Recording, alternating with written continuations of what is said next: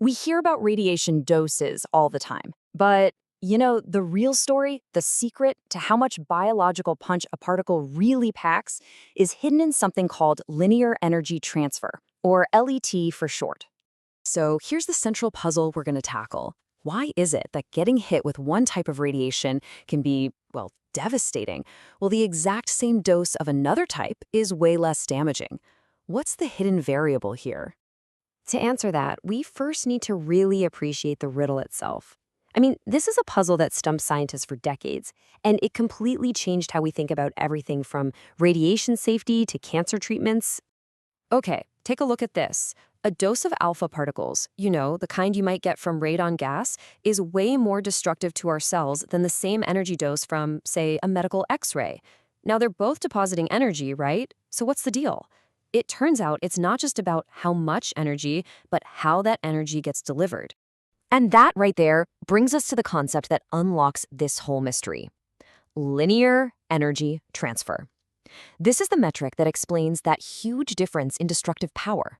So, the official definition, which was established way back in 1962, describes LET as the average energy a particle hands over to a material over a specific distance. You can kind of think of it as the energy the particle sheds as it plows through something. But let's make that even simpler. Forget the formula for a second. Imagine two people walking through a muddy field. One person takes light, scattered steps. The other one stomps really heavily, leaving this dense trail of deep footprints. LET is basically the density of those footprints. It's all about how concentrated that energy transfer is. And the units here, they tell a really important story. We're measuring energy, that's the kilo-electron-volts, deposited over a micrometer. And a micrometer is a microscopic distance, way smaller than a single human cell. So this whole thing is happening at a subcellular level. That's where the real action is. All right, now that we've got a handle on what LET is, let's meet the contenders. We can basically sort all radiation into two main camps. You've got your lightweights and you've got your heavy hitters. So here's the difference in action.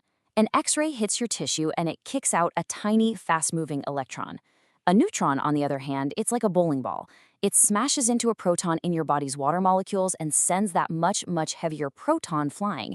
They've got the same charge, but that proton is nearly 2,000 times more massive. Seriously, it's like comparing a ping pong ball to a bowling ball. So X-rays and gamma rays are our lightweights. They produce these zippy, low LET electrons. But neutrons and alpha particles, those are the heavy hitters. An alpha particle is basically a helium nucleus. And get this, its charge-to-mass ratio is about 8,000 times that of an electron. It's this huge physical difference that explains why they deposit their energy so differently. All this talk of mass and charge is great, but the numbers, that's where it really hits home. So let's take a look at the data. Just look at the sheer range of these values. Cobalt-60 gamma rays are way down at 0.2 keV per micrometer. A standard medical X-ray, maybe around 2. But then look at the alpha particle, 166. That is almost 100 times more densely ionizing than an X-ray. It's incredible. And then there's this, 1,000. This is the LET value for a heavy iron ion. This is the kind of cosmic radiation that astronauts have to deal with in deep space. It deposits energy with just incredible density, which makes it a huge concern for any kind of long-duration spaceflight. Okay, so we've got these huge differences in the physics, right? But why does this matter to us biologically? How does this dense energy footprint translate into actual harm inside our bodies? Well, it all comes down to this one core principle. Higher LET means more biological destruction, even when the total dose of energy is exactly the same. And here's why that happens. Low LET radiation, like an X-ray, it kind of spreads its energy out. It causes these single-strand breaks in our DNA that our cells are actually pretty good at repairing. But high LET radiation, that's a sledgehammer. It deposits so much energy in such a tiny space that it causes complex double-strand DNA breaks, the kind that are much, much harder for the cell to fix. And that's where the really serious damage comes from. Now, with a particle like a neutron, the energy isn't deposited evenly. It's kind of clumpy. So to account for this, scientists use two different ways to average it out, what they call the track average and the energy average. For neutrons, that energy average can be much higher. And it turns out it's that higher value that seems to do a better job of predicting the actual biological damage. So far, it seems pretty simple, right? High lit equals more damage. But just when you think you've got it all figured out, there's a really surprising twist. Think about it for a second. I mean, it seems intuitive, doesn't it? A more energetic particle should be more damaging. But is that always true? Well, surprisingly, the answer is no. And this seems completely backward at first. But here's why. A higher energy particle moves faster. It zips through tissues so quickly that it just has less time to interact and deposit its energy.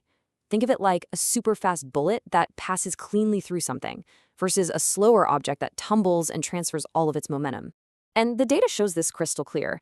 A 10 MeV proton has an LET of 4.7. But then look at the much higher energy 150 MeV proton. Its LET absolutely plummets to just 0.5. So it's 15 times more energetic, yet it deposits its energy far less densely. Wild, right? And this isn't some weird fluke. It's a general rule of thumb. Higher energy cobalt-60 gamma rays are actually about 10% less biologically effective than lower energy X-rays. And it's precisely because their LET is lower.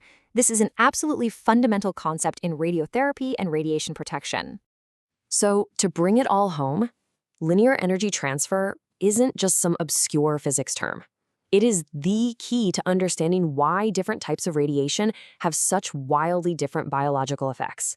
It's all an interplay of a particle's charge, its mass, and its speed, and they all combine to determine its destructive potential. And this really leaves us with the final thought.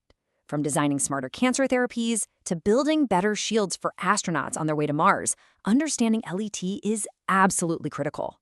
So the real question isn't just what LET is, but how we can use this knowledge to innovate, to heal, and to explore.